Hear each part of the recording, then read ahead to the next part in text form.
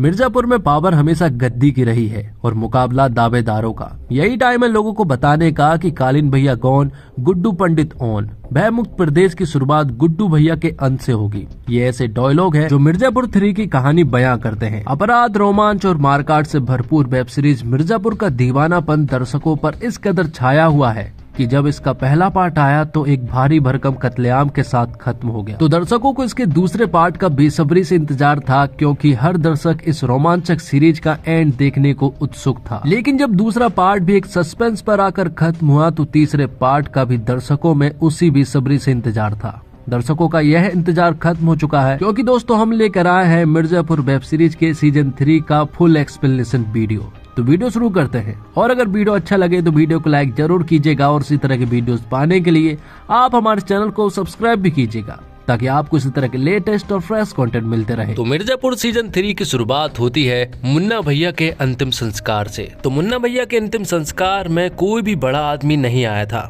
यहाँ पर सिर्फ और सिर्फ माधुरी भाभी ही मौजूद थी और उन्हें ये देखकर काफी ज्यादा बुरा लगा था। लेकिन चीफ मिनिस्टर होने के नाते वो पब्लिक से कहती है कि वो आज विधवा हुई है, उसके पिता भी नहीं है, लेकिन फिर भी वो इस प्रदेश को काफी अच्छे से चलाएगी। साथ ही उन्हें कालीन भैया के बारे में भी मालूम नहीं है, क्योंकि उनकी डेड बॉडी भी नहीं मिली है। लेकिन सभी लोगों का मानना ये है कि कालीन भैया भी मारे जा चुके हैं। जिसके बाद कोर्ट के सीन को दिखाया जाता है, जहाँ पर कि गुड्डू भैया के पिता वकील साहब जो है वो खुद को सरेंडर कर देते हैं और कोर्ट में बताते हैं कि उन्होंने एसएसपी मौर्या की जान ली है और खुद को बेगुनाह साबित करने के लिए वो कुछ भी नहीं करते हैं। वो तो सीधा कहते हैं कि उन्होंने जान ली है, जिस वजह से आगे की कार्रवाई के लिए उन्हें जुडिशियल कस्टडी के लिए भेज दिया जाता है। और जब उन्हें पुलिस स्टेशन ले जाया जा रहा था तभी गुड्डू भैया पुलिस की सारी गाड़ियों को रोक लेते हैं और वो अपने पिता से कहते हैं कि आपके पास अभी भी मौका है और मैं तुम्हें घर छोड़ सकता हूँ। लेकिन गुड्डू भैया के पिता पूरी तरह से अड़े हुए थे और वो कहते हैं कि उन्होंने एसएसपी मौर्या की जान ली है,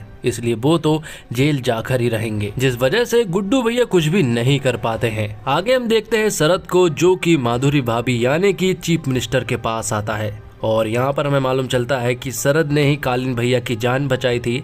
लेकिन यहाँ पर शरद जो है वो माधुरी भाभी को उनके बारे में कुछ भी नहीं बताता है और अब क्योंकि शरद जो है वो मुन्ना भैया का काफी अच्छा दोस्त था, इसलिए वो यहाँ पर माधुरी भाभी से मिलने के लिए आया था। जिसके बाद हम गोलू के इन्फॉर्मर को देख पाते हैं। दरअसल वो लोग अभी भी कालीन भैया की खोज कर रहे थे, इसलिए वो लोग एक दूसरे शहर आए थे जहाँ उन्हें कुछ इन्फॉर्मर की मदद से कालीन भैया के बारे में मालूम चला है, इसलिए वो लोग फुल सिक्योरिटी के साथ वहाँ पहुँच जाते हैं। लेकिन जैसे ही वो लोग कमरे में घुसते हैं तो उन्हें मालूम चलता है कि यहाँ पर कालीन भैया नहीं बल्कि कोई और ही मौजूद है। जिसके बाद वो यहाँ से वापस जाने लगते हैं। जहाँ के लोगों को ऐसा लगता है कि उन्हें खतरा है, इसलिए वो लोग हथियार निकाल लेते हैं। तभी यहाँ का बाहुबली उनके सामने आता है और यहाँ पर गोलू बताती है कि वो मिर्जापुर के बाहुबली के साथ काम करती है और कहती है कि वो यहाँ पर किसी और को ढूंढने के लिए आए थे।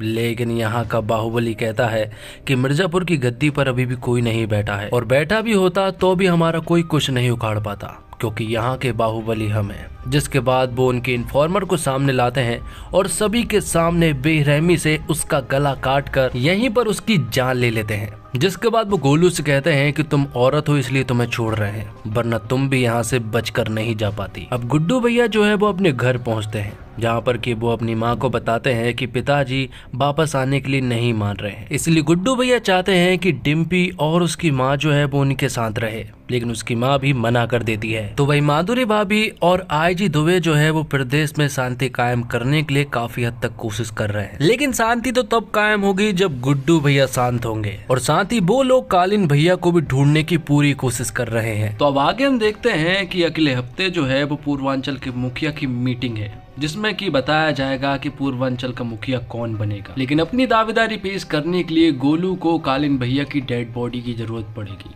क्योंकि अगर डेड बॉडी मिल जाती है तो वो लोग मिर्जापुर और पूर्वांचल के पूरी तरह से दावेदार रहेंगे। तो वही बीना बताती है कि कोई अंदर का ही है जिसने कालीन भैया को छुपा कर रखा है। तो वही गोलू जो है वो गुड्डू भैया से कहती है कि हमें कुछ बाहुबली के संपर्क में रहना चाहिए, तभी हम मिर्जापुर और पूर्वांचल की गद्दी को पा सकेंगे। लेकिन गुड्डू भैया किसी के भी आगे हाथ फैलाने वाले नहीं थे। तो वही दूसरी तरफ शरद जो है वो सारे बाहुबलियों से मिलकर उन्हें अपनी तरफ करने लगता है, क्योंकि उसे भी पूर्वांचल की गद्दी चाहिए है। उन्हें सिर्फ और सिर्फ कालीन भैया के प्रति सिंपैथी क्रिएट करनी है। जिसके बाद सभी लोग गुड्डू भैया के खिलाफ हो जाएंगे। तो अब गुड्डू भैया का पैर जो है वो पूरी तरह से ठीक हो गया था। तो वहीं हमें पता चलता है कि आज ही पूर्वांचल के मुखिया की मीटिंग होने वाली है, जिसके लिए सिर्फ और सिर्फ एक ही आदमी यहाँ से जा सकता है। तो यहाँ से गुड्डू भैया जाने वाले थे और उन्हें मालूम है कि उनके खिलाफ कोई भी नहीं जा सकता है। हालांकि उन्हें मिर्जापुर की गद्दी अभी तक मिली नहीं थी और इसी के बारे में आज रात बात होने वाली थी, जिसके बाद सारे शहरों के बाहुबली मिलकर प्रयागराज पहुंचते हैं, जहां पर कि आज मीटिंग होने वाली है। सारे बाहुबली आ जाते हैं और मीटिंग भी शुरू हो जाती है, जहां पर कि बहुत सारे बाहुबली का मानना ये है कि मिर्जापुर की गद्दी जो है वो सिर्फ और सिर्फ गुड्डू भैया के नाम होनी चाहिए। लेकिन शरद शुक्ला का मानना ये है कि गुड्डू जो है वो इस गद्दी के लायक नहीं है, इसलिए मिर्जापुर की गद्दी जो है वो जौनपुर को सौंप देनी चाहिए। तब गुड्डू भैया कहते हैं कि तुम्हें जौनपुर की गद्दी जो है वो भीख में मिली थी, इसलिए तुम मिर्जापुर की गद्दी भी भीख में ही चाहते हो। जिसके बाद उन दोनों के बीच में बहस होने लगती है, जहां पर कि शरद जो है वो उल्टी सीधी बातें बोल देता है, जिस वजह से उनके बीच झड़प हो जाती है। तब पूर्वांचल के मुखिया के रूप में निर्णय लिया जाता है कि अगले दशहरे पर वो डिसाइड करेंगे कि मिर्जापुर की गद्दी पर कौन बैठेगा, लेकिन तब तक उन्हें कोई भी खून खराबा नहीं चाहिए है। तो यहाँ पर गुड्डू भैया को एक बात समझ में नहीं आ रही थी कि आखिर शरद शुक्ला जो है वो किसकी दम पर उचक रहा है। गुड्डू भैया को ऐसा लग रहा था कि इसके पीछे कोई ना कोई बड़ी पावर जरूर है, लेकिन यहाँ पर गोलू जो है वो गुड्डू भैया से कहती है कि इसके पीछे जरूर कालीन भैया का हाथ है, तभी वो इतना उचक रहा है। जिसके बाद शरद जो है वो अपने अड्डे पर पहुंचता है, जहां पर कि उसने कालीन भैया को रखा हुआ है और यहीं पर हम त्यागी जी की बड़े बेटे को देख पाते हैं, जबकि वो असल में छोटा बेटा होता है। और यहाँ पर हमें ये बात भी मालूम चलती है कि दरअसल में कालीन भैया जो है वो कोमा में है और वो कोई रिस्क ले तभी वो आगे के इलाज कर सकते हैं। तो शरद कहता है कि तुम रिस्क लो, क्योंकि अगर कालीन भैया कोमा में रहे तो उनके कोई भी काम के नहीं रहेंगे। अब आगे हम वाल्मीकि नाम के एक इंस्पेक्टर को देख पाते हैं, जो कि पुलिस ऑफिसर तो है लेकिन वो किसी गुंडे से कम नहीं, और वो आईजी दुबे के लिए भी काम करता है। थोड़ी देर के बाद उसे मालूम चलता है कि उसके पास एक काम आया है। दरअसल में आईजी दुबे ने उसे मिर्जापुर के बाहुबली गुड्डू भैया को मारने की सुपारी दी है। तो वहीं दूसरी तरफ दद्दा त्यागी के बड़े भाई को अभी भी कोई नहीं समझ पाया है कि दरअसल में वो छोटा भाई है, क्योंकि छोटे और बड़े की झड़प में छोटे भाई ने बड़े को मार दिया था और तब से छोटा भाई बड़े भाई की नकल करता आ रहा है। क्योंकि दोनों हमशक्ल थे, इसलिए उन्हें कोई भी नहीं समझ पाया है। तो शरद को सिर्फ और सिर्फ पूर्वांचल की गद्दी चाहिए। तो वहीं दद्दा त्यागी को गोलू की जान लेनी है, क्योंकि उन्हें ऐसा लगता है कि गोलू की वजह से ही उनका छोटा बेटा मारा गया है। तो अब त्रिपाठी के घर पर सभी लोग बैठे हुए थे। तभी यहाँ पर हम देखते हैं कि टंकी के ऊपर वाल्मीकि का एक स्नाइपर बैठा हुआ है। उसे गुड्डू भैया साहब दिखाई तो दे रहे हैं, लेकिन हवा चलने की वजह से वो लोग चांस नहीं ले सकते हैं, क्योंकि उनके पास एक ही मौका है। इसलिए वाल्मीकि का जो स्नाइपर है वो उनके ऊपर नजर रखने लगता है। तो इन सभी राजनीतियों की वजह से गुड्डू भैया का बिजनेस ठीक से नहीं चल पा रहा था। ना तो कट्टे बन रहे थे और ना ही वो सप्लाई हो रहे थे। इसलिए यहाँ पर गुड्डू भैया कहते हैं कि उन्हें ओवर टाइम काम करना होगा और अपने बिजनेस को बढ़ाना होगा। तो वहाँ गोलू जो है वो कॉलेज जाकर अपनी फैक्ट्री में काम करने के लिए कुछ लड़कों को लेकर आ जाती है, जो कि काफी होशियार है और वो फैक्ट्री में काफी अच्छे से काम भी कर सकते हैं। तब जाकर उनको कट्टों का कारोबार फिर से शुरू होता है और उनका बिजनेस जो है वो फिर से चल पड़ता है। आगे हम देखते हैं कि गुड्डू भैया के पिता वकील साहब जो है वो अब जेल में है और यहीं पर हम देखते हैं कि लाला भी इसी जेल में मौजूद है। यहाँ पर लाला का वकील और उसकी बेटी सबने मुझसे मिलने के लिए आते हैं और उन्हें बताया जाता है कि उनकी बेल जो है वो फिर से रिजेक्ट कर दी गई है। तो अब आगे हम देखते हैं कि गोलू के पिता जो है, जो कि पुलिस में है, वो गोलू और गुड्डू पंडित के पास आते हैं। वो उन्हें बताते हैं कि जो अफीम की खेती है वो जेपी यादव ने मुन्ना भैया के नाम कर दी थी, लेकिन अब वो नहीं रहे, इसलिए ये सारी जमीन जो है वो माधुरी के नाम पर है। और अब माधुरी जो है वो मुख्यमंत्री बन चुकी है, इसलिए उन्हें ये जमीन इलीगल रूप से ही अपने नाम करनी होगी, लेकिन उससे पहले उन्हें जेपी यादव को ढूंढना होगा। तो वही शरद जो है वो जेल में लाला से मिलने के लिए पहुंच जाता है। वो वहां पर ड्रग्स के धंधे के बारे में बात कर रहा था। शरद कहता है कि अगर वो हमसे हाथ मिला ले तो हम तुम्हारी बेल करवा सकते हैं, जिस पर कि लाला भी मान जाता है। जिसके बाद हम सीएम मैडम की मीटिंग को देख पाते हैं, जहाँ पर कि बहुत सारे मंत्री आए हुए थे। लेकिन वो सारे मंत्री जो है वो चीफ मिनिस्टर मतलब कि माधुरी भाभी से ठीक ढंग से बात नहीं करते हैं, जिससे कि माधुरी भाभी को मालूम चलता है कि इन सभी के पीछे बाहुबली का हाथ है, इसलिए ये लोग इतना उड़ रहे हैं। जिसके बाद हम आईजी सर मतलब कि दुबे जी को देख पाते हैं, जिसके पास वाल्मीकि का कॉल आता है। वाल्मीकि कहता है कि 3 दिनों से वो लोग गुड्डू भैया के घर के बाहर बैठे हुए हैं, वो घर से फैक्ट्री और फैक्ट्री से घर के अलावा कहीं नहीं जाता है, इसलिए उन्हें गुड्डू भैया को मारने का मौका ही नहीं मिल पा रहा है। तब वाल्मीकि यहाँ पर दुबे को अपने प्लान के बारे में बताता है। वो mister Purvanchal body building competition करवाना चाहता है और उसमें वो गुड्डू भैया को चीफ गेस्ट के रूप में बुलाना चाहता है और वहीं पर वो उसे मार देगा, जिस पर कि आईजी सर भी मान जाते हैं। तब कॉलेज के प्रोफेसर के रूप में गुड्डू भैया को बॉडी बिल्डिंग चैंपियनशिप के लिए न्योता भेजा जाता है, जहां पर कि गुड्डू भैया कहते हैं कि वो शायद ही आ पाएंगे और यहाँ पर गोलू भी यही कहती है कि उसे नहीं जाना चाहिए क्योंकि बाहर हवा ठीक नहीं है। लेकिन गुड्डू भैया को बॉडी बिल्डिंग चैंपियनशिप से बहुत प्यार है, इसलिए वो तो वहाँ पर जाकर ही रहेंगे। तो गोलू जो है वो कवि सम्मेलन के लिए निकल जाती है, जहाँ पर कि वो जेपी यादव के बारे में पता करने वाली थी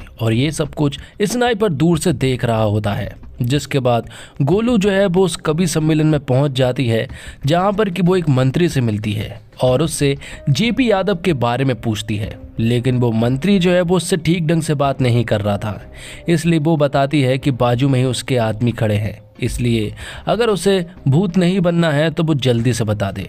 तब यहाँ पर वो जेपी यादव के बारे में सब कुछ बता देता है। तो वही बॉडी बिल्डिंग चैंपियनशिप के लिए गुड्डू भैया जो है वो वहाँ पहुँच चुके थे। यहाँ पर जब तक गोलू नहीं आती तब तक उन्हें बाहर नहीं निकलना था, लेकिन गुड्डू भैया कहाँ मानने वाले थे, वो तो तुरंत ही अंदर घुस जाते हैं क्योंकि वो एक चीफ गेस्ट के रूप में है। यहाँ गोलू जो है वो कवि सम्मेलन से वापस लौट रही थी, तभी वो देखती है कि बहुत सारी चेकिंग वगैरह चल रही है। ये चेकिंग क्यों चल रही थी उसे नहीं मालूम है। तो वही वाल्मीकि यादव ने अपनी सारी प्लानिंग कर ली थी चीफ गेस्ट के रूप में। जब गुड्डू भैया ऊपर प्रतियोगिता के विनर को इनाम देंगे तभी वो गुड्डू भैया को मार देंगे। ये बात वो तुरंत ही आईजी सर को भी बताते हैं और उन्हें बताते हैं कि गलती की कोई भी गुंजाइश नहीं है। यहाँ पर आईजी सर तुरंत ही माधुरी भाभी के पास कॉल करते हैं और उन्हें ये सारी बातें बताते हैं। तो माधुरी भाभी मान जाती है और वो गुड्डू भैया को मारने के लिए कह देती है, जिसके बाद भोजपुरी के सुपरस्टार की एंट्री होती है और वो इस प्रतियोगिता को शुरू करते हैं। बाद में एटीट्यूड दिखाते हुए वो गुड्डू भैया के बाजू में भी बैठ जाते हैं क्योंकि उन्हें मालूम नहीं है कि गुड्डू भैया कौन है। तो वहीं गुड्डू भैया के कुछ लोगों पर शक हो जाता है, इसलिए वो उनका जब पीछा करते हैं तो यहाँ पर गुड्डू भैया के लोगों को बेरहमी से मार दिया जाता है। तो वहीं गोलू को मालूम चलता है कि पुलिस वाले को टिप मिली है कि यहाँ पर कुछ बुरा होने वाला है। गोलू तुरंत ही समझ जाती है कि क्या होने वाला है, इसलिए वो तुरंत ही बॉडी बिल्डिंग चैंपियनशिप के लिए निकलती है और यहाँ गुड्डू भैया के लोगों को बुरी तरह से मारा जा रहा था। जिसके बाद गुड्डू भैया और भोजपुरी सुपरस्टार जब स्टेज पर जा रहे होते हैं तो यहाँ पर वो सुपरस्टार गुड्डू भैया से कहता है कि वो कौन है, जिस पर कि यहाँ पर एक आदमी के द्वारा जब उस सुपरस्टार को मालूम चलता है कि वो यहाँ के बाहुबली है तो वो यहाँ पर गुड्डू भैया से माफ़ी मांगता है। तभी यहाँ पर वाल्मीकि जो है वो गुड्डू भैया के सामने आ जाता है और तभी यहाँ पर उनके बीच में झड़प शुरू हो जाती है और देखते ही देखते वाल्मीकि के सारे लोग आ जाते हैं और यहाँ पर गुड्डू भैया और वाल्मीकि की गैंग के बीच में गन फाइट शुरू हो जाती है। यहाँ पर मौका देखकर गुड्डू भैया एक टेंट में घुस जाते हैं, जहाँ पर कि वाल्मीकि के लोगों ने उस टेंट को पूरी तरह से घेर लिया था। लेकिन जैसे जैसे वाल्मीकि के लोग अंदर जाते जा रहे थे गुड्डू भैया उन्हें चुन चुन कर मारते जा रहे थे। आखिर में हम देखते हैं कि गुड्डू भैया और वाल्मीकि ही बचे हैं। वाल्मीकि ने गुड्डू भैया के ऊपर गन तान दी थी, लेकिन सही समय पर गोलू यहाँ पर आ जाती है और वो वाल्मीकि को अपनी कार से उड़ा देती है। बाद में गुड्डू भैया को मालूम चलता है कि वाल्मीकि एक सरकारी ऑफिसर है और वो यहाँ पर भोजपुरी सुपरस्टार को भी बेरहमी से मार देता है और जो गन थी वो उसे वाल्मीकि के हाथ में थमा देता है। तो पिछली रात जो कुछ भी हुआ था उस वजह से माधुरी भाभी की सरकार का विरोध होने लगा था कि ये सरकार जो है इस प्रदेश को नहीं चला सकती है, जिस वजह से हाय हाय के नारे भी लगाए जा रहे थे। तो वही गुड्डू भैया जो है वो त्रिपाठी चौक पर पहुंचते हैं, जहां पर कि त्रिपाठियों के जो पुतले लगे हुए थे गुड्डू भैया उन्हें मिटा देते हैं और आखिर में हम देखते हैं और इस एपिसोड के लास्ट में हम देखते हैं कि त्रिपाठी जी को कोमा से होश आ जाता है और अब वो पूरी तरह से स्वस्थ थे। और इसी के साथ पहला पार्ट यहीं पर खत्म होता है। तो इस एपिसोड की शुरुआत में हम देखते हैं कि रॉबिन जो है वो पंडित जी से मिलने के लिए जेल पहुंचता है, जहां पर कि वो उनसे गुजारिश करता है कि वो अपने लिए केस लड़े। लेकिन पंडित जी कहते हैं कि वो यहीं पर खुश है और वो मेरे घर का ख्याल रखे क्योंकि तुम एक अच्छे लड़के हो। भाई दूसरी तरफ हम देखते हैं कि त्रिपाठी जी को होश आ गया है, मतलब कि वो कोमा से बाहर आ चुके हैं। तो कालीन भैया के दिमाग में सबसे पहला सवाल ये है कि आखिर शरद ने उसे क्यों बचाया, जिस पर कि शरद उनसे कहता है कि मेरे पास दो रास्ते थे, या तो मैं गुड्डू भैया को मार दूं या फिर मैं तुम्हें बचा लूं, इसलिए मैंने दूसरा रास्ता चुना और मैंने आपको बचा लिया। यहाँ शत्रुघ्न उर्फ छोटे जो है वो गोलू के पास कॉल करता है। यहाँ पर गोलू कहता है कि जो कुछ भी हुआ था उसमें उसकी गलती नहीं है, क्योंकि छोटे जो है वो उसके प्यार में पागल हो गया था, जिस वजह से ही वो मारा गया है। तो यहाँ पर छोटे जो है वो गोलू से कहता है कि जो कुछ भी हुआ था उसमें तुम्हारी गलती थी, इसलिए अब वो बच कर रहे। तो वहीं आईजी दुबे ने जिस तरह से गुड्डू भैया को मारने की नापाक कोशिश की थी, उसमें गुड्डू भैया जो है वो बच निकले, जिस वजह से आईजी दुबे जी को कुछ दिनों के लिए छुट्टी पर भेज दिया गया है,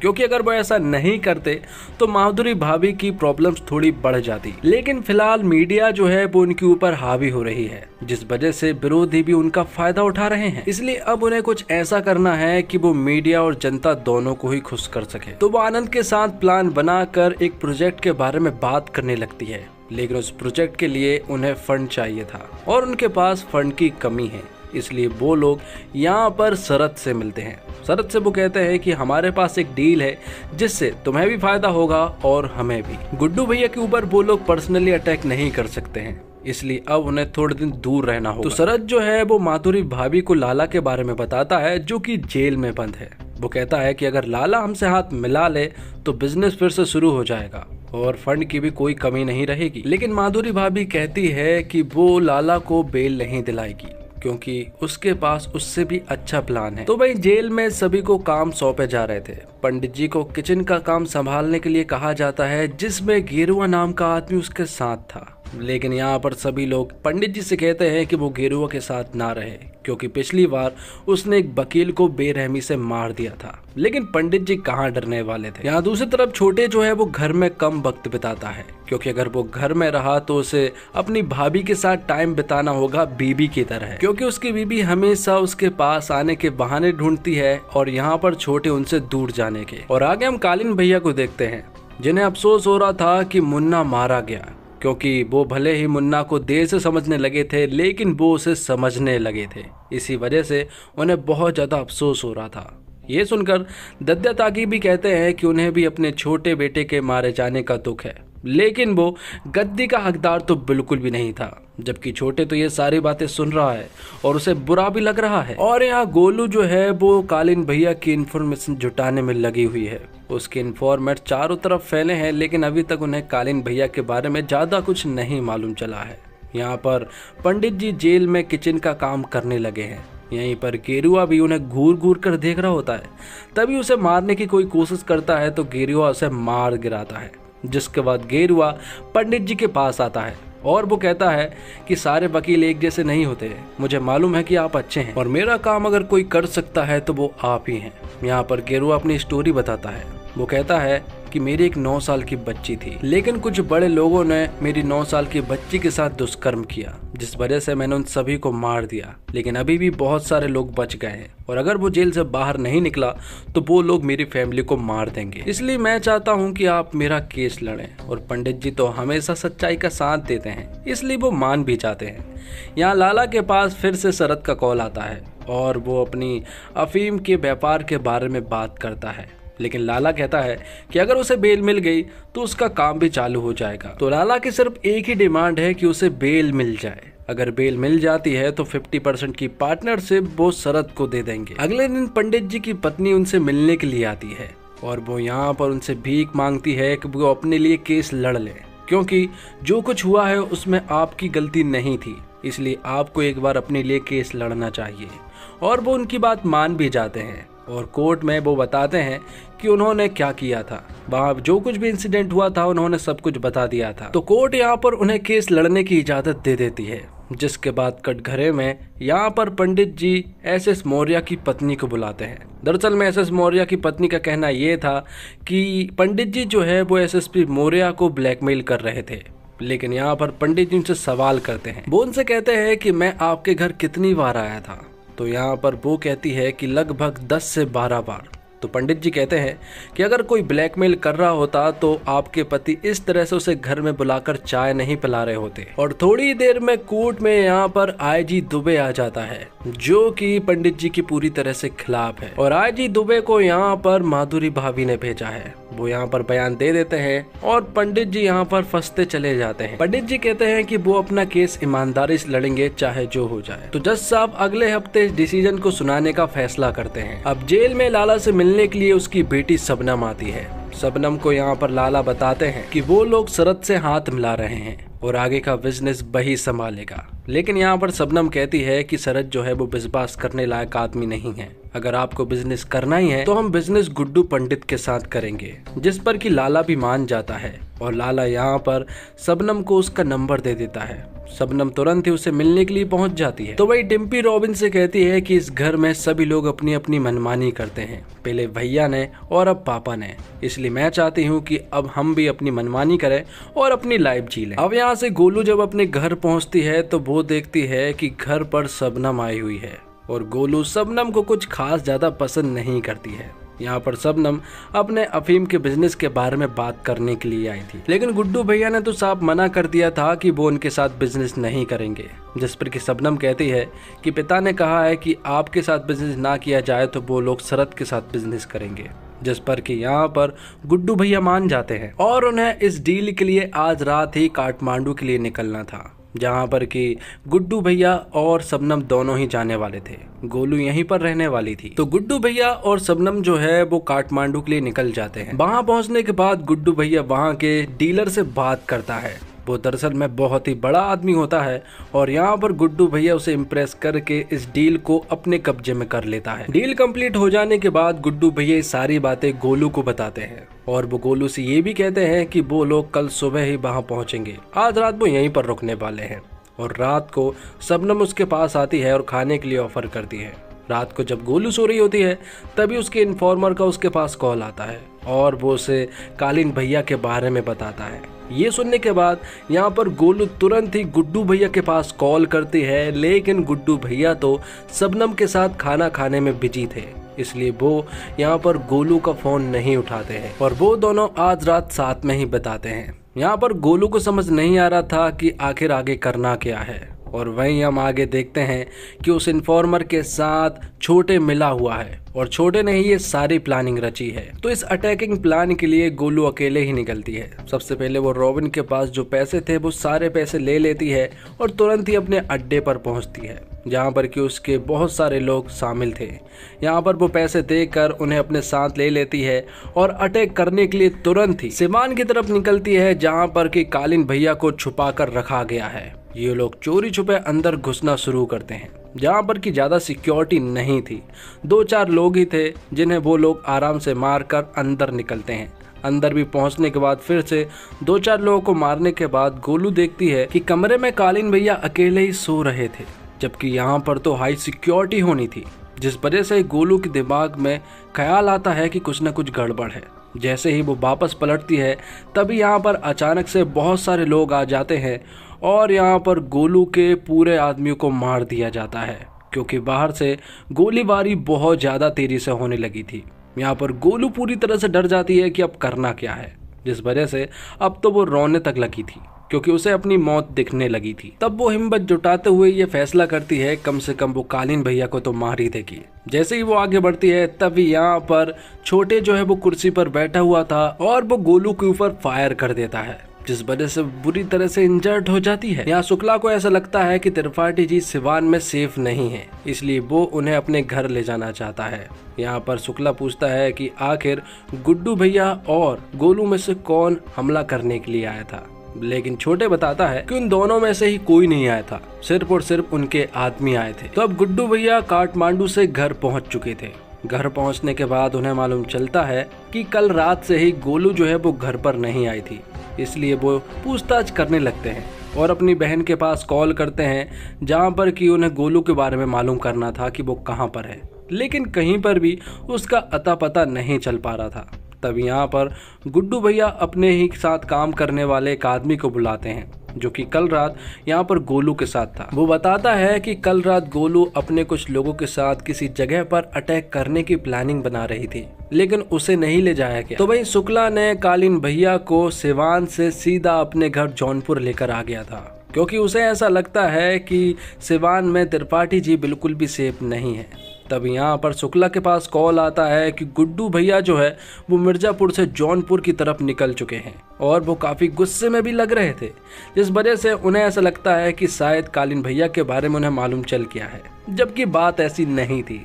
क्योंकि यहाँ पर गुड्डू भैया कालीन भैया के बारे में नहीं बल्कि गोलू के बारे में पूछने आए थे, और यहाँ पर गोलू के बारे में तो शुक्ला को कुछ भी नहीं मालूम है। वो कहता है कि अगर गोलू मेरे पास होती तो वो अब तक गोलू को तुम्हें दे चुका होता, और अगर उन्होंने गोलू को मार दिया होता तो तुम्हें वो लोग जौनपुर में कदम भी नहीं रखने देते। तो यहाँ पर गुड्डू भैया कहते हैं कि मिर्जापुर की गद्दी पर कोई बैठे या फिर ना बैठे, लेकिन वो वादा करता है कि कोई शुक्ला मिर्जापुर की गद्दी पर नहीं बैठने वाला।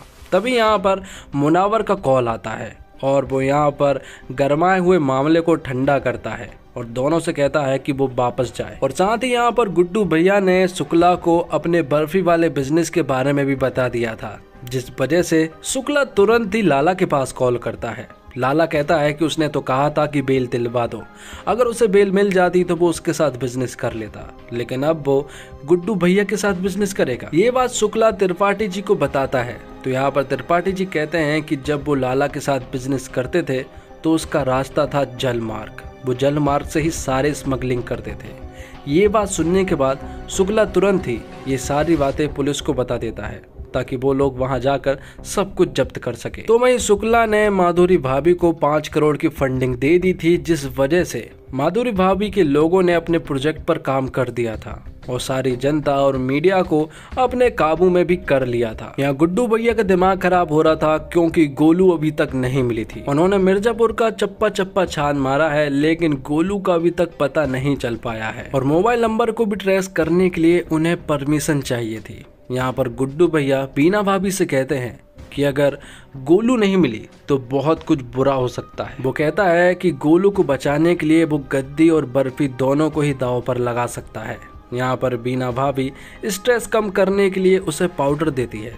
ये पाउडर बीना भाभी पहले मुन्ना भैया को भी दिया करती थी, लेकिन यहाँ पर गुड्डू भैया ने बबलू से वादा किया था कि वो ये सब कुछ नहीं करने वाला, लेकिन यहाँ पर आखिरकार वो हार जाता है और वो नशा कर लेता है। इसी के साथ ये एपिसोड भी यहीं पर खत्म होता है। तो आगे के एपिसोड में हम देखते हैं कि गोलू को गायब हो जाने के कारण माहौल थोड़ा गर्मा गया है और गुड्डू भैया जो है वो शरद शुक्ला के लोगों को बुरी तरह से मार रहा है। तो ये सब चीजें देखकर शरद भी कहाँ चुप रहने वाला था, इसलिए वो भी मिलकर मिर्जापुर के लोगों को मारना शुरू करता है, जिस वजह से अब दोनों बाहुबली के बीच में जंग छिड़ चुकी थी और वो दोनों ही एक दूसरे के लोगों को बुरी तरह से मारे जा रहे थे। गुड्डू भैया का गुस्सा सिर्फ और सिर्फ इसलिए है क्योंकि गोलू गायब है, जिस वजह से वो अपना आपा खो चुका है। ये सारी चीजें देखकर कालीन भैया कहते हैं कि गुड्डू भैया को मारने की कोई जरूरत नहीं है, क्योंकि पानी सर से ऊपर पहुंच चुका है और अब उसका कोई शिकार कर सकता है तो उसका शिकार वो खुद ही कर लेगा। सिर्फ धैर्य बनाकर रखो, गुड्डू का विनाश तो एकदम तय है। तो वहीं दूसरी तरफ नेपाल से राप्ती नदी के द्वारा गुड्डू भैया के माल को भेजा जा रहा था,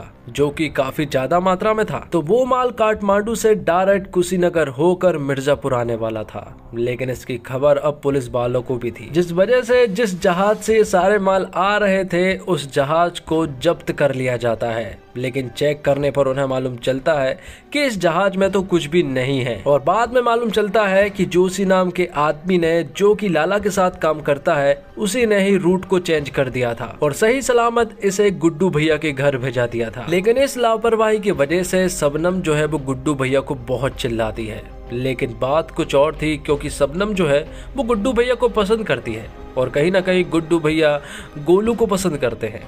इसलिए यहाँ पर शबनम गोलू के बारे में कुछ उल्टी सीधी बातें बोल देती है, जो कि गुड्डू भैया नहीं सहन कर पाते हैं, क्योंकि गोलू एक तो गायब है और ऊपर से वो उल्टी सीधी बातें बोल रही है। तो अब गुड्डू भैया की बर्फी आ चुकी थी, बस इसे अब शहर में भेजा जाना था। यहाँ पर बीना भाभी को भी काफी कुछ नॉलेज था जिसके बारे में वो गुड्डू भैया को बता रही होती है, लेकिन बीना भाभी के इरादे बिल्कुल भी नेक नहीं है। वो गुड्डू भैया से कुछ और भी चाहती है। धीरे धीरे करके इस बर्फी को पूरे शहर में फैला दिया जाता है और गुड्डू भैया की बर्फी के फैलने से सबसे ज्यादा प्रॉब्लम थी शुक्ला को, क्योंकि उनका जो माल है वो थोड़ा कमजोर है और जो गुड्डू भैया का माल है वो बहुत ही हाई क्वालिटी का है। और अगर ऐसा ही रहा तो शुक्ला के माल की डिमांड कम हो जाएगी और उसका बिजनेस जो है वो पूरी तरह से ठप हो जाएगा। इसका सिर्फ एक ही रास्ता है कि वो गुड्डू भैया को रास्ते से हटा दे। तो भाई जेल में हम देखते हैं कि पंडित जी जो है वो कई सारे लोगों के लिए केस लड़ रहे थे उनकी आजादी के लिए। यहीं पर वो एक कवि से मिलते हैं जिसने भरी पब्लिक में अश्लील कविता सुनाने की वजह से उसे जेल में बंद कर दिया था, क्योंकि वो कविता जो है वो उसने मंत्री के लिए सुनाई थी। यहीं पर थोड़ी देर के बाद लाला आता है। लाला यहाँ पर पंडित जी से मिलता है और वो उनसे कहता है कि मुझे भी बाहर जाना है, इसलिए मैं चाहता हूँ कि तुम मेरे लिए भी केस लड़ो। लेकिन पंडित जी कहते हैं कि आप खुद जानते हैं कि आप एक क्रिमिनल हैं। यहाँ पर लाला कहता है कि वो एक क्रिमिनल नहीं बल्कि व्यापारी है। तो पंडित जी उसका केस लड़ने के लिए मान जाते हैं। यहाँ गोलू के पिता जो कि पुलिस इंस्पेक्टर है वो अभी भी गोलू के नंबर को ट्रेस करवाना चाहते हैं, लेकिन पुलिस जो है वो कोऑपरेट नहीं कर रही है क्योंकि गोलू एक क्रिमिनल है और पुलिस उनका साथ नहीं देने वाली है। तो वहीं दूसरी तरफ माधुरी भाभी ने अपनी एक चाल चली थी और सारे एसपीओ का तबादला करा दिया था और सारी अफसरों के फेरबदल करवा दिए थे। ये देखकर मंत्री सोलंकी भड़कते हुए सीएम ऑफिस पहुंचता है जहां पर की मीटिंग चल रही होती है और हमेशा की तरह सोलंकी इस बार भी लेट आया था। वो उनसे कहता है कि ये सब आप नहीं कर सकती है। तो माधुरी भाभी उससे डायरेक्ट कहती है कि अगर आपको ऐसा लगता है कि ये गलत है तो आप रिजाइन भी दे सकते हैं। और बात त्रिपाठी भवन में बीना भाभी सिर्फ एक ही चीज से परेशान है और वो है काला बिल्ला। वो काला बिल्ला शायद या तो मुन्ना भैया होंगे या फिर मुन्ना भैया के दादाजी, क्योंकि आजकल वो बीना भाभी को बुरी तरह से परेशान कर रहा है। तो हम दूसरी तरफ अब देखते हैं कि छोटे ने यहाँ पर गोलू को नहीं मारा था, बस उसे गोली लगी थी और जिस वजह से वो इंजर्ड हुई थी। तब यहाँ पर छोटे ने गोलू को एक खुफिया जगह पर शिफ्ट कर दिया था क्योंकि छोटे अभी भी गोलू को पसंद करता है। लेकिन यहाँ पर छोटे जो है वो गोलू के सामने बड़े बनकर आया था, पर यहाँ पर गोलू ने तो उसे 1 मिनट में ही पहचान लिया था कि वो बड़े नहीं बल्कि छोटे हैं। अब रात को आनंद माधुरी मैडम के पास आता है और वो उन्हें न्यूज बताता है जिसमें बताया जा रहा था मेडिकल कॉलेज के डीन जो है वो माधुरी के पिता जो कि भूतपूर्व सीएम रह चुके हैं, उनकी मौत को लोग शहीद समझ रहे हैं, जबकि उन्होंने तो सुसाइड किया था और उसी सिंपैथी के चक्कर में उनकी पार्टी जो है वो यहाँ तक पहुँच पाई थी। तब माधुरी भाभी जो है वो जरीना के बारे में पूछती है, जिसे पार्टी में तो रखा गया है लेकिन उसे एक छोटे पद और एक छोटे टाउन में रखा गया है जहाँ पर कि उसका ज्यादा कोई काम नहीं है और वो अभी भी सिर्फ और सिर्फ अपने नाच गाने की वजह से ही फेमस है, जिस वजह से यहाँ पर भीड़ इकट्ठी होती है और वो एक स्टार की तरह रहती है। लेकिन अब माधुरी भाभी को जरीना की जरूरत है क्योंकि कुछ चीजें जो है वो सिर्फ और सिर्फ जरीना ही सॉल्व कर सकती है, क्योंकि वो पार्टी से काफी लंबे समय से जुड़ी हुई है और उसे बहुत अच्छे से मालूम है कि पार्टी को किस तरह से संभालना है और एजेंडे को किस तरह से चलाना है। तो वही ऑपोजिशन वाले जो है वो जेपी यादव से मिलने के लिए जाते हैं, जिन्हें अंडरग्राउंड कर दिया गया था, लेकिन वो यहाँ फिलहाल ऑपोजिशन वाले से बात करते नजर आ रहे हैं क्योंकि वो भी अब उन्हीं के साथ है। तो वही डिम्पी जो है वो अब कोचिंग पढ़ाने लगी थी और पूरे फैमिली वाले उसे सपोर्ट भी कर रहे थे, जिसके बाद सभी लोग मिलकर पुलिस स्टेशन पहुंचते हैं जहां पर कि वो जेल में पंडित जी से मिलने वाले थे। लेकिन यहां पर पुलिस वालों के द्वारा रॉबिन को बताया जाता है कि आज कुछ लोगों को रिहा किया जा रहा है, जिस वजह से जेल में जलसे का कार्यक्रम रखा गया है। तो आज बहुत सारे कैदियों को रिलीज किया जा रहा था और यहाँ पर तभी कवि जो है वो अपनी कविता सुनाना चाहता है। वो यहाँ पर बहुत ही अच्छी कविता सुनाता है। ये सुनने के बाद लाला जो है वो उस कवि को कुछ पैसे देता है क्योंकि उसे ये कविता काफी पसंद आई थी। लेकिन अगले ही पल वो कवि जो है वो लाला को बेरहमी से अपने पेंसिल से मार गिराता है। ये सारी चीजें देखकर वो पूरी तरह से हैरान रह जाते हैं क्योंकि वो उस लड़के की बेल कराने वाले थे। तो वही गोलू जो है वो छोटे से बात कर रही थी। गोलू छोटे से कहती है कि सभी लोग बड़े से प्यार करते हैं, ना कि तुमसे। तुम्हारी किसी को कोई जरूरत ही नहीं है, कोई भी तुमसे प्यार नहीं करता है और तुम्हारे चले जाने से किसी को भी कोई अफसोस नहीं है। और अगर तुम अपनी पहचान वापस लाना चाहते हो तो तुम्हें सिर्फ एक ही चीज करनी होगी और वो ये है कि तुम्हें दद्दा त्यागी को मारना होगा, तभी तुम अपनी छोटे की पहचान को वापस पा सकोगे। तो भाई जरीना ने माधुरी भाभी के लिए कुछ एड वगैरह सिलेक्ट किए थे जिनसे कि वो अपनी पार्टी का प्रचार वगैरह कर पाएंगी और सभी के सामने फेमस हो सकेंगी। तभी आनंद के पास एक कॉल आता है और वो कॉल दरअसल में बीना भाभी का था। वो कहती है कि वो गुड्डू भैया के घर में बिल्कुल भी सेफ नहीं है, उसे जल्दी से बचा लो। इतना कहकर वो कॉल कट कर देती है, जिसके बाद हम कालीन भैया और शुक्ला की माँ को देख पाते हैं जो कि पत्ते खेल रहे थे। तभी शुक्ला की माँ के पास बीना भाभी का कॉल आता है और वहाँ भी वो यही बात कहती है कि वो गुड्डू भैया के यहाँ पर बिल्कुल भी सेफ नहीं है, उसे बचा लो। लेकिन ये बात उसने कालीन भैया को नहीं बताई थी। वहाँ छोटे के पास उसके इन्फॉर्मर का कॉल आता है और वो छोटे को बताता है कि मिर्जापुर की सारी गाड़ियों को ट्रेस किया जा रहा है, जिस वजह से प्रॉब्लम हो सकती है और गोलू के बारे में भी बातें बाहर निकल सकती है। इसलिए इस चेकिंग को तुरंत ही हटवाना होगा, वरना हम लोग फंस सकते हैं। तो छोटे को इसके लिए कुछ ना कुछ तो करना ही था। लेकिन तभी वो अपने दद्दा को देखता है जो कि छोटे की याद में रो रहा था। ये देखकर छोटे समझ जाता है कि उसकी घर में वैल्यू है और वो उससे प्यार करते हैं। वहाँ लाला को जेल में बुरी तरह से मार दिया था, जिस वजह से उसका फ्यूनरल किया जा रहा था, जहाँ पर कि शबनम जो है वो बुरी तरह से रो रही थी। और यहाँ पर गुड्डू भैया भी आए हुए थे, लेकिन वो शबनम से नहीं मिलते हैं। रात को छोटे और शरद मिलते हैं, दोनों शराब पी रहे थे और यहाँ पर शरद जो है वो छोटे से कहता है कि बदला लेकर कैसा लगा। लेकिन ये सुनने के बाद छोटे को समझ नहीं आया कि आखिर वो कहना क्या चाहता है, जिस पर कि शरद कहता है कि मुझे बहुत अच्छे से मालूम है कि उसने गोलू को गायब कर दिया है और उसे मार भी दिया है। लेकिन छोटे कहता है कि मुझे ये सारी बातें पसंद नहीं है क्योंकि तुम मेरे ऊपर झूठा आरोप लगा रहे हो। और छोटे से ये भी कहता है कि आज के बाद मुझसे ऐसी बात मत कहना। तो यहाँ पर कालीन भैया जो है वो शुक्ला को बताते हैं कि तुम्हें शांति का प्रस्ताव रखना चाहिए, तुम्हें मुनावर के पास कॉल करना होगा और उससे कहना होगा कि वो शांति का प्रस्ताव रखना चाहता है। इससे तुम झुकोगे नहीं, क्योंकि शिकार किस तरह से किया जाता है मैं वो तुम्हें बताऊंगा। और यहाँ पर शुक्ला की माँ शुक्ला को बताती है कि वीना भाभी का कॉल आया था और वो कह रही थी कि वो वहाँ पर सेफ नहीं है। लेकिन आखिर बीना भाभी ऐसा क्यों कह रही थी, ये बात शुक्ला को बिल्कुल भी समझ नहीं आ रही थी। और तभी यहाँ पर गुड्डू भैया के पास मुनावर का कॉल आता है और वो कहता है कि जौनपुर से शरद शुक्ला जो है वो शांति का प्रस्ताव रखना चाहता है और इस लड़ाई को यहीं पर बंद करना चाहता है। ये सुनने के बाद गुड्डू भैया कहता है कि इससे अच्छी बात क्या हो सकती है। वो भी चाहता है कि शांति हो जाए, जिसके बाद जौनपुर में ही इस मीटिंग को रखा जाता है, जहाँ पर कि शहर के सारे बाहुबली आए हुए थे। और यहाँ पर शरद शुक्ला जो है वो शांति का प्रस्ताव रखता है और साथ ही ये भी कहता है कि जौनपुर और मिर्जापुर को अपनी हद में रहना चाहिए। यहाँ हम देखते हैं कि कालीन भैया भी दूसरे कमरे से सब कुछ सुन रहे होते हैं। दरअसल में शरद शुक्ला का कहना ये था कि जौनपुर और मिर्जापुर को अलग अलग बांटकर फ्री हैंड दे दिया जाए, जिसके बाद दोनों शहर के लोग जो है वो एक दूसरे के काम में दखल नहीं देंगे।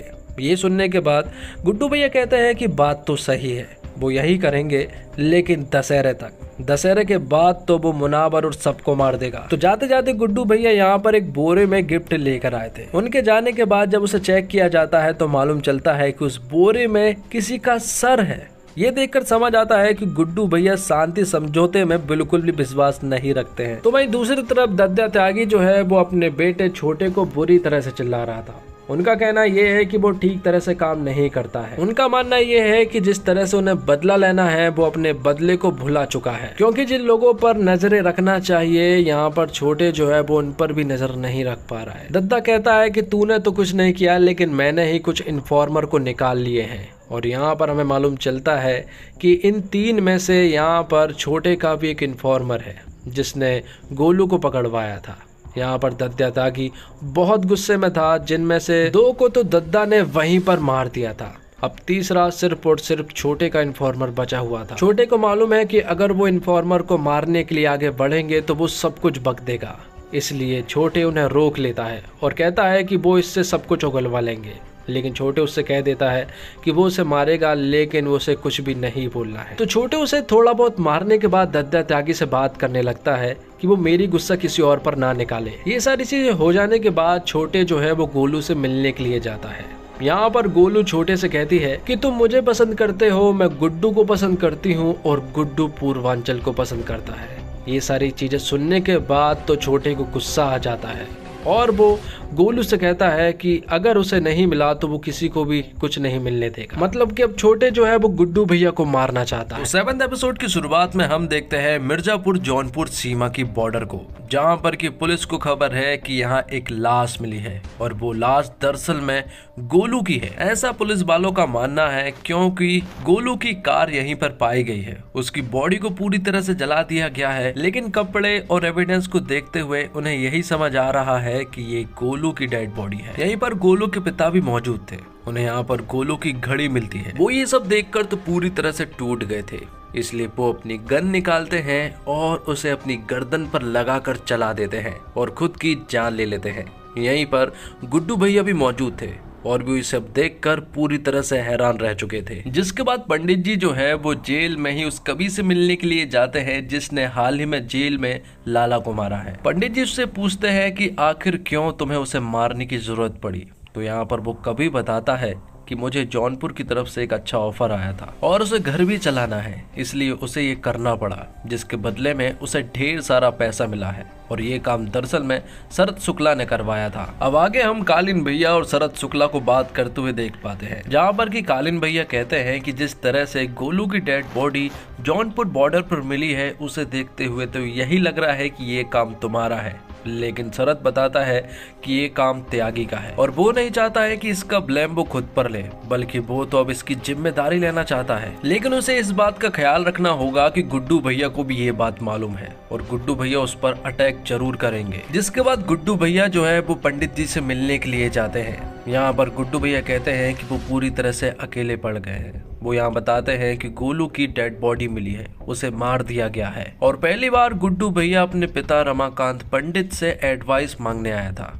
लेकिन ऐसा पहली बार था जब रमाकांत पंडित के पास कोई एडवाइस नहीं थी। लेकिन गुड्डू भैया को तो एकदम क्लियर मालूम है कि उन्हें करना क्या है। वो ढेर सारा असला बारूद इकट्ठा कर लेते हैं और बहुत सारे आदमी भी, और उन सभी से कहते हैं कि अब सिर्फ हमारा एक ही काम है और वो है जौनपुर पर हमला। हमें जौनपुर को शमशान बनाना है।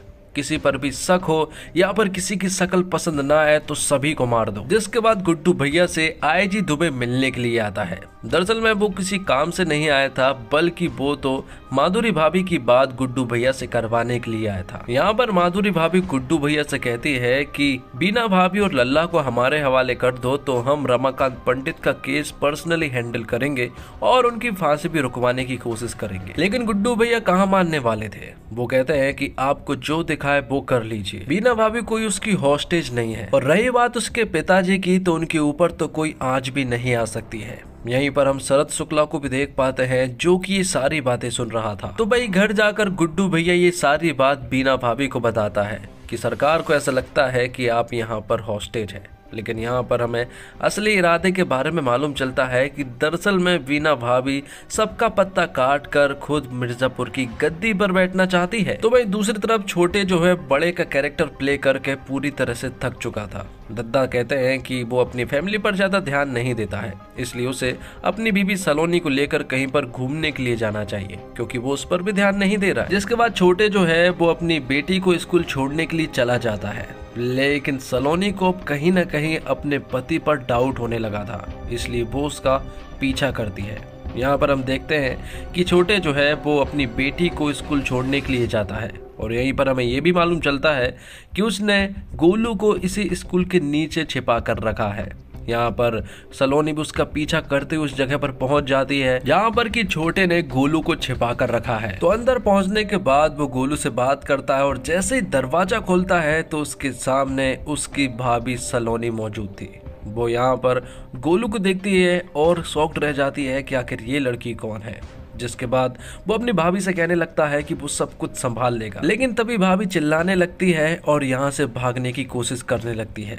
तब यहाँ पर छोटे उन्हें भी कमरे के अंदर बंद कर देता है और यहाँ से चला जाता है। दूसरी तरफ कोर्ट में आज रमाकांत पंडित के लिए लास्ट हेयरिंग थी मतलब कि आज डिसीजन सुनाया जाएगा कि उन्हें कौन सी सजा मिलेगी। और कोर्ट के बाहर ही पुलिस पूरी तरह से अलर्ट है, क्योंकि उन्हें मालूम है कि अगर रमाकांत पंडित को सजा मिलती है तो यहाँ पर गुड्डू भैया जरूर कुछ न कुछ बवाल करेंगे, और यही प्लान है माधुरी यादव का। तो अब कोर्ट के अंदर जज साहब जो है वो रमाकांत पंडित को सजा सुनाने लगते हैं। उन्हें ऑलमोस्ट सजा मिल चुकी थी, लेकिन तभी यहाँ पर रॉबिन उठता है और वो कहता है कि प्रोसिक्यूशन शुरुआत से ही गलत केस लड़ रहे हैं, क्योंकि रमाकांत पंडित और एसएसपी मौर्य गुड्डू भैया को अरेस्ट करने के लिए गए थे। और उसे ये बात कैसे मालूम, तो वो बताता है कि मैंने ही रमाकांत पंडित को गुड्डू भैया के काले कारनामों, ब्लैक काम और व्यापार के बारे में बताया था और सारे सबूत दिए थे, जिस वजह से वो गुड्डू भैया को अरेस्ट करने के लिए गए थे। ये बात सुनने के बाद जज साहब अपने डिसीजन को होल्ड पर रख लेते हैं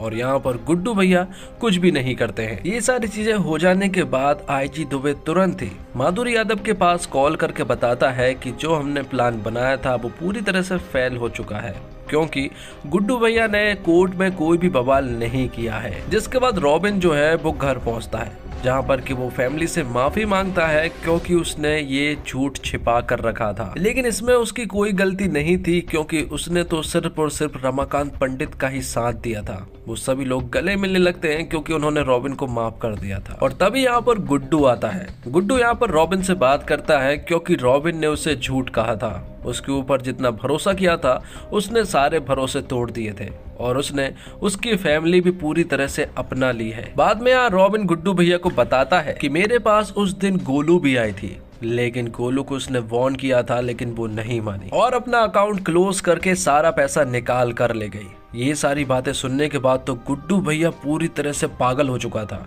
क्योंकि उसने ये बात गुड्डू भैया को नहीं बताई, क्योंकि वो इतने दिनों से गोलू को ढूंढ रहा था। इसलिए उन्हें बहुत तेज गुस्सा आ जाता है और वो रॉबिन की दोनों आंखें फोड़कर उसकी जान ले लेते हैं। और ये सीन काफी ज्यादा खतरनाक था। और यहाँ छोटे ने तो भागने की प्लानिंग बना ली थी, क्योंकि भाभी के सामने उसका सच सामने आ गया था। लेकिन यहाँ पर उसकी माँ सामने आती है। छोटे उनसे कहता है कि मैं इतने दिनों तक आपके साथ रहा, क्या आप मुझे नहीं पहचान पाई कि मैं बड़े हूँ या छोटे?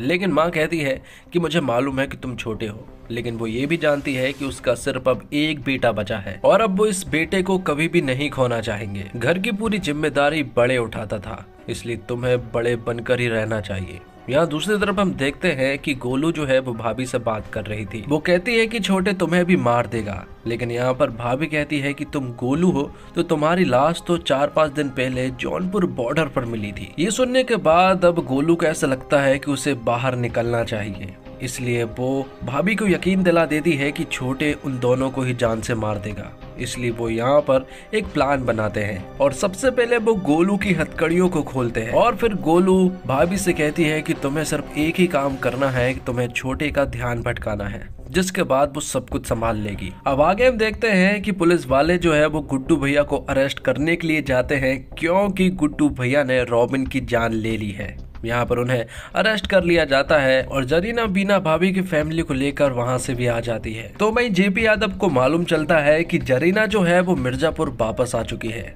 इसलिए उनके दिमाग में एक आइडिया आता है और वो कहते हैं कि किसी भी हालत में जरीना को पैसे खिलाकर यहाँ पर लेकर आओ। और बीना भाभी को त्रिपाठी भवन से लेकर एक अच्छे घर में लेकर आ गए थे, जहाँ पर कि अब वो पूरी तरह से सेफ है। वैसे तो बीना भाभी वहाँ भी पूरी तरह से सेफ थी। और यहाँ शरद शुक्ला और माधुरी यादव बहुत ज्यादा खुश थे, क्योंकि गुड्डू पंडित जो है वो अब उनकी हिरासत में है।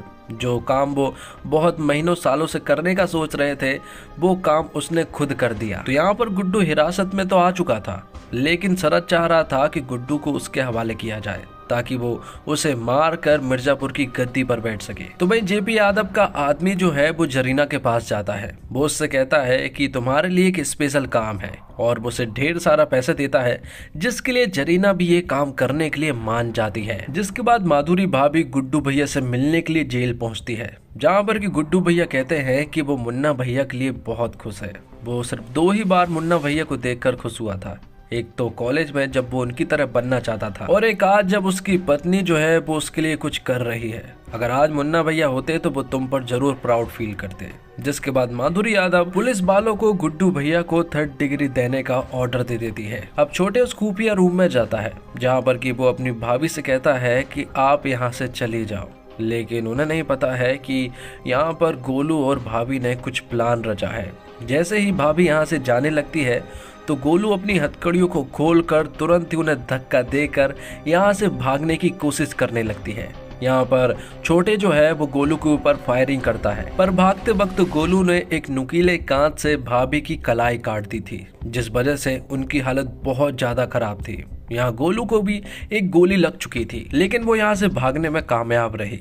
दूसरी तरफ हम देखते हैं कि गुड्डू भैया की पिटाई का पूरा इंतजाम कर दिया गया है। यहाँ के लोकल गुंडों से कह दिया गया है कि अगर वो गुड्डू भैया को अधमरी हालत में करते हैं तो उन्हें 1 हफ्ते बिरयानी मिलेगी। ये सुनने के बाद तो सभी लोग गुड्डू भैया पर टूट पड़ते हैं, लेकिन गुड्डू भैया उन सभी को बेरहमी से मार कर उन्हें ही 3rd डिग्री दे देते हैं। लेकिन यहीं पर अभी भी एक और आदमी है जो कि बहुत ही ज्यादा खतरनाक है। उसे बिरयानी के अलावा कुछ और लालच दिया जाता है। तब वो गुड्डू भैया के पास जाता है और वो गुड्डू भैया को 5 मिनट के अंदर ही चित कर देता है। तो गुड्डू भैया की यहाँ पर अधमरी हालत हो चुकी थी। पुलिस वाला आकर उसकी फोटो लेकर जाता है। अब रात को माधुरी वीना भाभी को खाने पर बुलाती है, जहाँ पर कि वीना भाभी उनके सामने ऐसा बिहेव कर रही थी जैसे गुड्डू भैया ने उनके ऊपर बहुत जुल्म किए हों। तो माधुरी उन्हें बताती है कि गुड्डू की हालत तो जेल में बहुत बुरी है, और वो उनकी अधमरी वाली फोटो भी वीना भाभी को बताती है। अब वहाँ डिम्पी जो है वो जेल में अपने पिता से मिलने के लिए जाती है।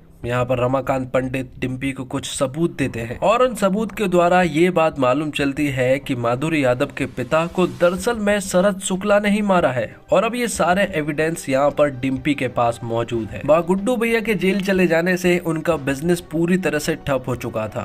यहाँ पर मजदूरों को दिहाड़ी देने के भी उनके पास पैसे नहीं थे। लेकिन तभी यहाँ पर गोलू आती है। उसे देखकर सभी लोग हैरान थे, क्योंकि वो जिंदा थी, और इतने दिनों तक अंदर रहने के बाद उन्हें कुछ बातें मालूम चलती है कि जैसे गुड्डू भैया जेल जा चुके हैं और उसके पिता ने भी आत्महत्या कर ली है। और ये सारी चीजें देखकर तो गोलू की आंख भर आती है। तो अब उसे किसी भी हालत में गुड्डू भैया को जेल से निकलवाना था, इसलिए वो तुरंत ही जेपी यादव से कांटेक्ट करने की कोशिश करती है, क्योंकि एक वही आदमी है जो कि उन्हें बाहर निकलवा सकता है।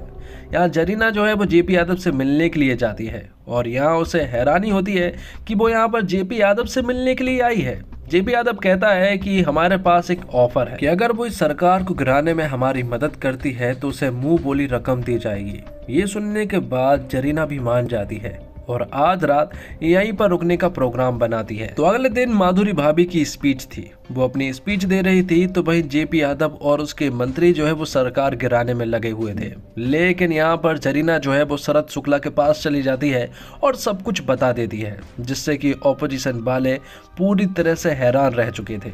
शरद शुक्ला कहता है कि अगली बार अगर कुछ करने की कोशिश की तो वो सभी को मार देगा। तो जेपी यादव को एक बार फिर से जरीना ने बना गई बेवकूफ, और फिर रात को गोलू जो है वो जेपी यादव से मिलने के लिए आती है। लेकिन अब जेपी यादव किसी के लिए भी काम नहीं करना चाहता है। तो यहाँ पर गोलू कहती है कि एक हम ही थे जिसके पास कोई पावर नहीं थी, इसके बावजूद उन्होंने मिर्जापुर का सफाया किया है, इसलिए आप अगर हमारी मदद करें तो बहुत कुछ अच्छा हो सकता है। वहाँ डिम्पी जो है वो सारे एविडेंस लेकर माधुरी भाभी के पास पहुंचती है और बताती है कि उसके पिता का मर्डर दरअसल में शरद शुक्ला ने किया था। ये सारी बातें सुनने के बाद माधुरी भाभी पूरी तरह से शॉक्ड रह चुकी थी, क्योंकि वो शरद को पसंद करने लगी थी और उसके ऊपर हद से ज्यादा विश्वास भी करने लगी थी।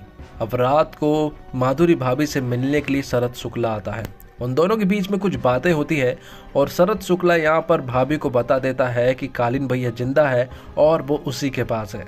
तब यहाँ पर माधुरी भाभी कहती है कि वो कालीन भैया से मिलना चाहती है, और वो भी एकदम अकेले, जिसका प्रबंध वो शरद शुक्ला से करवाने के लिए कहती है। अब उसी रात यहाँ पर माधुरी भाभी बीना भाभी से मिलने के लिए जाती है। वो उन्हें कुछ बताना चाहती थी, लेकिन उससे पहले ही बीना भाभी माधुरी भाभी से कहती है कि वो मिर्जापुर की गद्दी पर बैठना चाहती है, और अगर वो सपोर्ट करे तो ये हो सकता है। माधुरी भाभी यहाँ पर उन्हें बताने आई थी कि कालीन भैया जिंदा है, लेकिन ये सारी बातें सुनने के बाद तो वो चुप हो जाती है। वहाँ शरद ये सारी बातें कालीन भैया को बताता है, लेकिन कालीन भैया का कहना ये है कि वो माधुरी पर विश्वास नहीं कर सकते हैं। लेकिन यहाँ पर शरद कहता है कि उसे माधुरी पर पूरा विश्वास है और वो पूरी तरह से हमारी साइड भी है। जिसके बाद कालीन भैया और माधुरी भाभी मिलते हैं। यहाँ पर कालीन भैया माधुरी से कहते हैं कि शरद ने जो कुछ भी किया वो तुम्हारे खिलाफ नहीं बल्कि मेरे खिलाफ किया था। माधुरी भाभी कहती है कि तुमने हमेशा वही किया जो तुम करना चाहते थे, तुमने अपने बेटे की तो कभी सुनी ही नहीं। तो अब अगर तुम गुड्डू पंडित चाहते हो और अपनी फैमिली चाहते हो जो कि हमारी हिरासत में है, तो वही करना होगा जो हम कहेंगे। अब आगे हम रात को देखते हैं कि पूर्वांचल की गद्दी पर कौन बैठेगा, उसी की मीटिंग को देख पाते हैं। यहाँ पर प्रदेश के सारे बाहुबली आए हुए थे। मुनावर कहता है कि पूर्वांचल की गद्दी पर बैठने के लिए उसे कोई योग्य नहीं दिख रहा है, इसलिए मिर्जापुर को भी पश्चिमी संभालेगा। लेकिन ये सब कुछ जौनपुर का बाहुबली शरद शुक्ला होते हुए नहीं देखना चाहता था। वो कहता है कि ऐसा तो वो कभी होने भी नहीं दे सकता है, क्योंकि आपको भी मालूम है कि इस गद्दी के सिर्फ और सिर्फ हम ही योग्य हैं। ये बात कहने के बाद तभी यहाँ पर एंट्री होती है कालीन भैया की। कालीन भैया यहाँ पर एंट्री मारते हुए कहते हैं कि आप हमें भूल तो नहीं गए। जिसके बाद वो कहते हैं कि मिर्जापुर की गद्दी पर सिर्फ एक ही आदमी बैठेगा और वो है शरद शुक्ला, क्योंकि वो उसे वचन दे चुका है। तो वो शरद शुक्ला को इस गद्दी पर बैठने के लिए कहते हैं, लेकिन अगले ही पल वो यहाँ पर अपनी गन निकालते हैं और शरद शुक्ला को शूट करके उसकी जान ले लेते हैं। तब यहाँ पर गन फाइट होने लगती है और सारे बाहुबली आपस में झगड़ने लगते हैं। तब यहाँ पर पुलिस भी आ जाती है और वो सारे बाहुबलियों को मार गिराते हैं, क्योंकि कालीन भैया ने माधुरी से हाथ मिला लिया था। जिसके बाद वीना भाभी को एक सरप्राइज दिया जाता है और उन्हें कालीन भैया से मिलाया जाता है। यहाँ पर वीना भाभी को ऐसा लग रहा था कि कालीन भैया को उसकी असलियत के बारे में सब कुछ मालूम चल गया होगा, लेकिन उन्हें कुछ भी नहीं मालूम था। बाद में कालीन भैया गुड्डू भैया से मिलने के लिए जेल में जाते हैं। वहां पहुंचने के बाद अब वो सारा मामला खत्म करना चाहते थे, लेकिन मालूम चलता है कि जेल में दरअसल में गुड्डू भैया है ही नहीं, वो तो यहाँ से भाग चुका है और यहाँ पर कोई और ही था। तो गुड्डू भैया यहाँ पर सही सलामत निकल चुके थे। उन्हें निकलवाने में जेपी यादव ने मदद की थी, वो भी गोलू के कहने पर। तो यहाँ पर दोनों ही सही सलामत निकल चुके थे। दोनों यहाँ एक दूसरे को देखकर काफी खुश थे, क्योंकि वो एक दूसरे के बिना नहीं रह सकते हैं। और एपिसोड के लास्ट में हम देखते हैं यहाँ पर मकबूल को, और मकबूल को दरअसल में बीना भाभी ने याद किया है। और इसी के साथ मिर्जापुर का सीजन 3 यहीं पर समाप्त होता है। तो दोस्तों कमेंट्स बॉक्स में जरूर बताइएगा कि आपको ये वेब सीरीज कैसी लगी। वीडियो अगर अच्छा लगा हो तो वीडियो को लाइक जरूर कीजिएगा, ताकि आपको इसी तरह के लेटेस्ट और फ्रेश कंटेंट मिलते रहे। और सारे सब्सक्राइबर को दिल से थैंक यू, जिन्होंने इतना अच्छा सपोर्ट दिखाया है। मिलते हैं एक और कमाल की वीडियो के साथ, तब तक के लिए आप हमारे चैनल के साथ बने रहिए। धन्यवाद। जय हिंद, जय भारत, जय श्री राम।